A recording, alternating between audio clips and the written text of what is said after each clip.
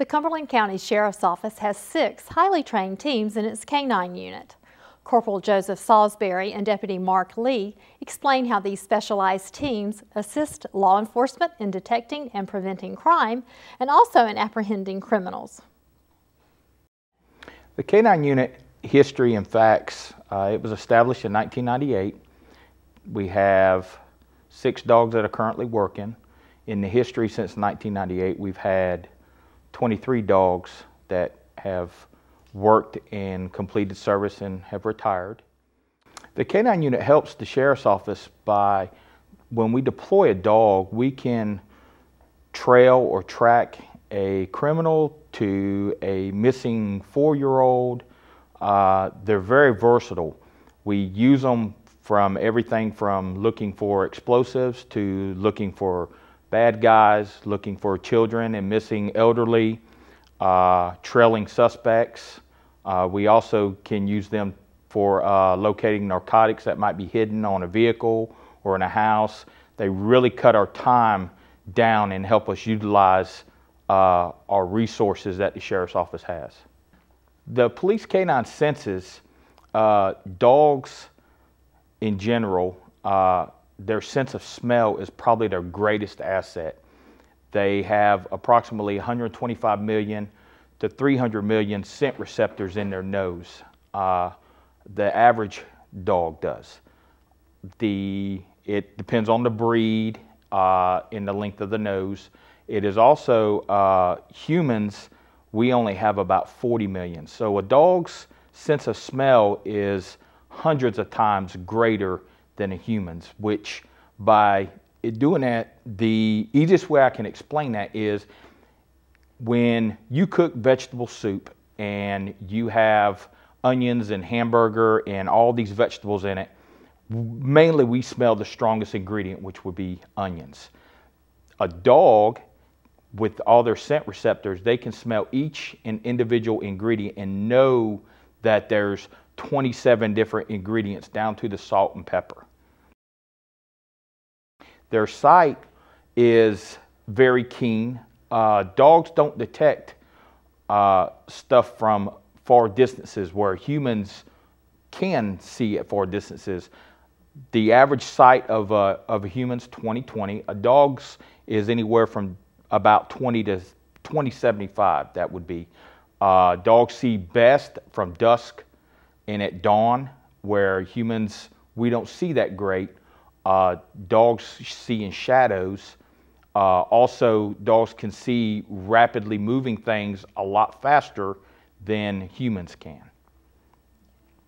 And with the dog's ears, we also use that function also.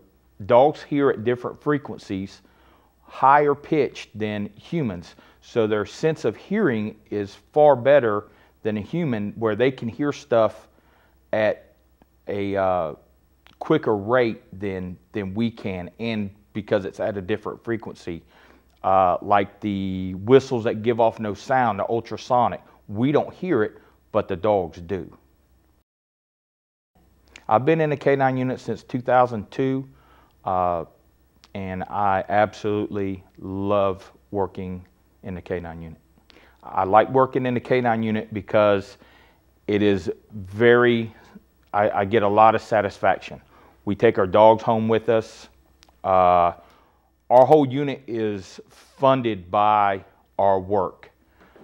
The more drug dealers that we arrest, when they are charged for also not paying taxes on the income that they've received from narcotics.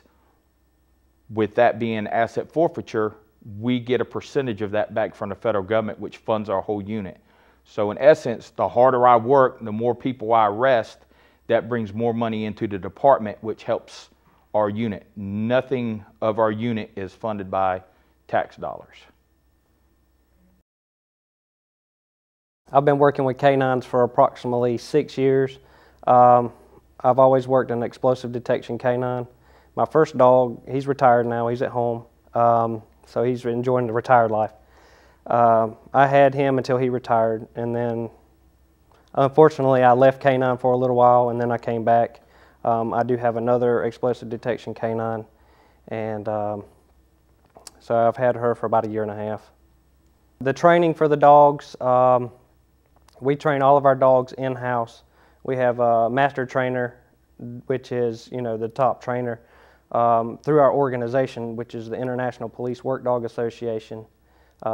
Lieutenant Tim Loffman, he's the K-9 unit supervisor, and he oversees all of our training for our dogs and the handlers that come in. We are a regional training facility, so we train a lot of other departments and their K-9s also. The training for a new dog and new handler is approximately 8 to 10 hours a day for 5 days a week, every single day. And you figure it's for 10 to 12 weeks. So it's pretty extensive, and the fact that, it's an ongoing thing and it's a lot of repetition to get the dog to where he alerts on the odor. You start at the base odors and you work from there. It's repetition on one single odor until that dog gets it and he is alerting on that.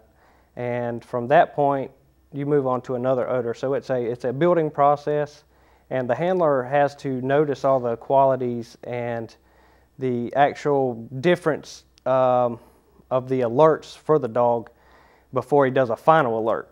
I mean, it goes from the tail wagging to the blowouts where he just like breathes out real hard and then he'll take a big deep breath in. They do a lot of licking. So all of that's before their final response. And there's, different kind of final responses. There's a passive alert, which is what our dogs are. They just sit when they smell the odor of what they're looking for, either narcotics or explosives. Then there's an aggressive alert, which is they bark, bite, scratch at the odor source. And from that, you definitely don't want that with an explosive detection dog because they could set the device off. So all explosive detection dogs are basically passive. Like I said before, we are certified through the International Police Work Dog Association, and our explosive detection dogs are also certified through the Bureau of Alcohol, Tobacco, and Firearms and Explosives, which is the federal level. So we are certified through that also. You do not have to have a certification in the state of North Carolina, but all of our dogs do, and we do maintain current certifications. There are different kind of breeds that can be used for police service dogs.